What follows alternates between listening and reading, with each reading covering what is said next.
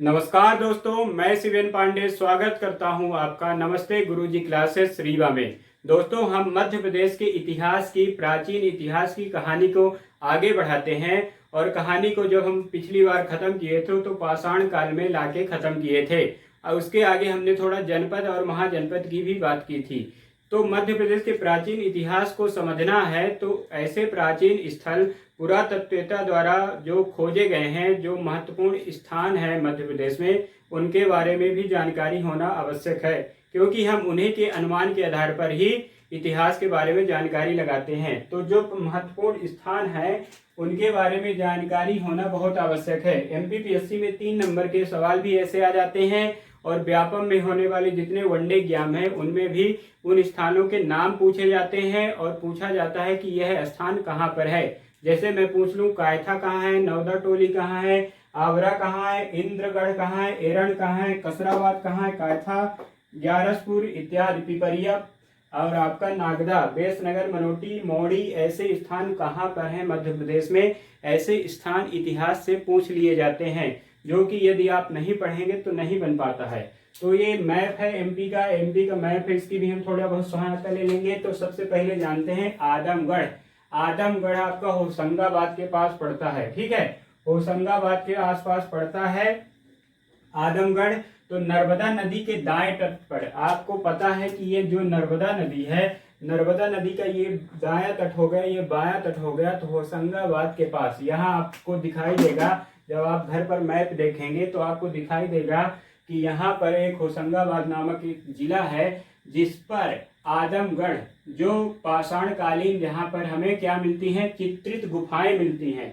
तो यहाँ पर 1960-61 में खोज की गई थी किनके द्वारा, एमडी खरे के नेतृत्व में। एमडी खरे के नेतृत्व में यहाँ पर खुदाई का काम हुआ, उत्खनन का काम हुआ, जिसमें हमको 18 गुफाएं मिली थी। तो कितनी, 18 गुफाएं मिली थी जो पाषाण काल की जानकारी हमें देते हैं। अब दोस्तों, खुदाई के बाद जो वहाँ क्या मिला है, कुछ चीजें मिली हैं। तो पाषाण काल के बाद हमें जो जानकारी मिलती है तो आपको 2-3 चीजें हमेशा लिखनी है। एक तो पाए जाने वाले हथियार, पाए जाने वाले उपकरण, दूसरा मंदिर, मस्जिद और शिवलिंग जैसे कुछ चीजें पाई जाती हैं तो आपको वहां पर मेंशन करना है। तो मुख्य रूप से हथियार, पाषाण काल के बारे में हमको उपकरण जैसे हस्तकुठार और जो मृदभांड करके कुछ मिलता था उनके आधार पर ही हम क्या अनुमान लगा लेते हैं। तो आपको यहाँ पर केवल स्थान जानना है और क्या उनकी भूमिका है इतिहास में ये जानना है। तो आदमगढ़ आपको पता है होशंगाबाद में है, पाषाण कालीन जानकारी देती है। एमडी खरे के नेतृत्व में खुदाई की गई थी 1960-61 में और यहाँ पर 18 गुफाएं मिली हैं। दूसरा है आवरा। आवरा आपका मंदसौर में आता है। दोस्तों, आपको पता होना चाहिए कि मंदसौर में कई प्रमुख स्थल पाए गए हैं पुरातत्ववेत्ता द्वारा। तो मंदसौर में एक स्थल है आवरा। अब जो ये आवरा स्थान है मध्य प्रदेश में, वो वर्तमान में नहीं है। आप देखने जाएंगे तो आपको यह स्थान नहीं मिलेगा, क्योंकि जो चंबल बांध बना था मंदसौर वाला, उसमें यह डूब गया, डूब के क्षेत्र में आ गया है। किंतु यहाँ पर जो जानकारी मिलती है कि यहाँ पर कई जानकारी डॉक्टर SD त्रिवेदी ने 1960-61 में यहाँ पर खुदाई का काम, उत्खनन का काम शुरू किया था। चंद्रवासा नामक गांव पड़ता है, एक मंदसौर जिले में चंद्रवासा नामक एक गांव पड़ता है। इसके 6 मील आप पश्चिम में चले जाएंगे तो यह स्थान मिलता था, ठीक है। तो यहाँ से भी मालवा के प्राचीन काल की जानकारी मिलती है, मालवा के इतिहास के बारे में यहाँ से जानकारी मिलती है। इंद्रगढ़, इंद्रगढ़ आपका कहाँ पड़ता है, मंदसौर में। तो इंद्रगढ़ भी मंदसौर में आता है। यहाँ से शिव मंदिर की जानकारी मिली है, ठीक है।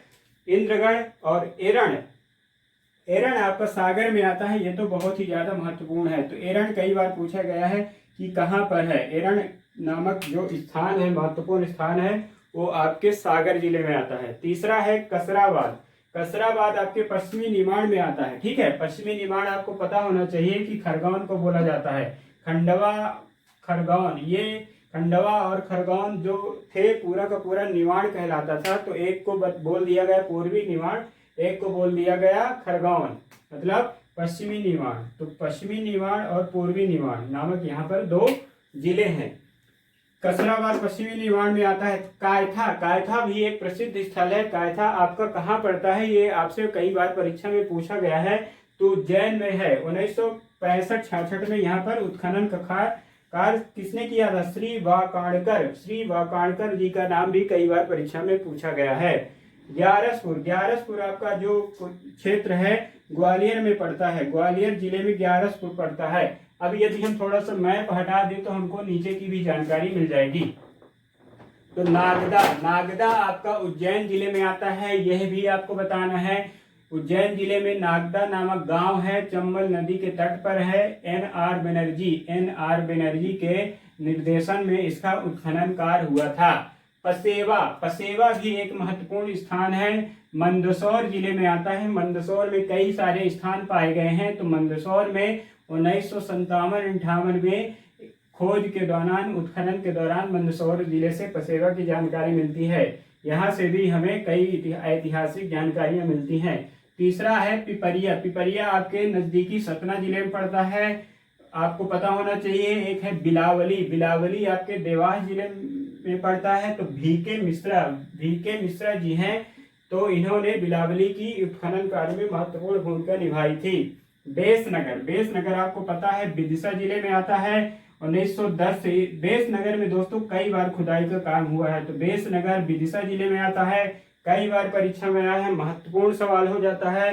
मनोटी, मनोटी या मनोटी दोनों पूछा जाता है, तो ये आपका मंदसौर जिले में आता है। एक और है मौड़ी, मौड़ी भी मंदसौर जिले में आते हैं। ये पुरातात्विक स्थल है, यहाँ से हमें ऐतिहासिक जानकारी मिलती है। तो मध्य प्रदेश के इतिहास को, मध्य प्रदेश की ऐतिहासिक जानकारी को हम आगे बढ़ाएंगे नेक्स्ट वीडियो से। अब हम टू द पॉइंट, एग्जाम के पॉइंट ऑफ व्यू से बात करेंगे। ज़्यादा वीडियो को हम लंबा नहीं करेंगे, चौड़ा नहीं करेंगे। यदि आपको जानकारी अच्छी लगती है तो लाइक कर दो, सब्सक्राइब कर दो चैनल को, और नेक्स्ट वीडियो का आप वेट करें। बहुत बहुत धन्यवाद।